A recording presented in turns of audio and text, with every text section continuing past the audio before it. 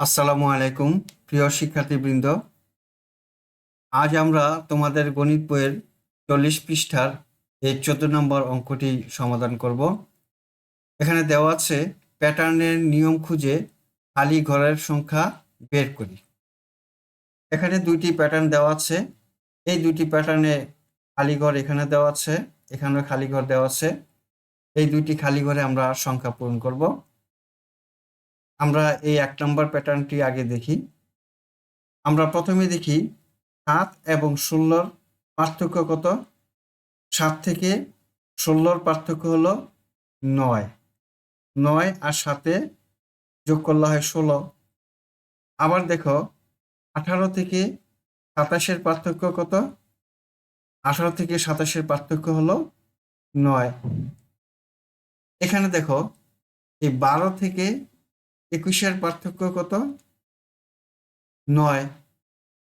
তাহলে আমরা বলতে পারি এই 9 থেকে এই খালি ঘরের পার্থক্য কত হবে, 9 হবে। তার মানে এই 9-এর সাথে আমরা 9 যোগ দেই, তাহলে কত হলো 18। সুতরাং খালি ঘরে বসবে কত, 18। এখন এই 2 নম্বর প্যাটার্নটি আমরা দেখি। আগের প্যাটার্নে আমরা বিপরীত সংখ্যাগুলো বিয়োগ করেছি। এখন দেখো আমরা যদি বিয়োগ করি 32 থেকে 8 বিয়োগ দিলে কত হয়, 24। আবার দেখো এই 21 থেকে যদি 19 বিয়োগ দিই, 21 থেকে 19 বিয়োগ দিলে কত, 2। তার মানে এগুলা মিলতেছে না, তাই না? এটা হবে না। এখন আমরা 32-এর সাথে যদি 8 যোগ দিই, 32 যোগ 8, তাহলে কত হয়, 40। আবার দেখো 21 আর 19 যদি যোগ দিই কত হয়, 21 যোগ 19, 9 একে 10 শূন্য, হাতে 1, 1 একে 2, 2 দিয়ে 4, 40। এখন দেখো এই 27 আর 13 যোগ দিই কত হয়, 27 আর 13 যোগ দিলে হয় 7, 3, 10 শূন্য, হাতে 1, 1 একে 2, 2 দিয়ে 4। তার মানে কি এই বিপরীত সংখ্যাগুলো আমাদের যোগ দিতে হবে। প্রত্যেকটার সাথে প্রত্যেকটা যোগ দিলে আমরা দেখি 40 হয়। সবগুলোই যোগ দিলে 40 হয়।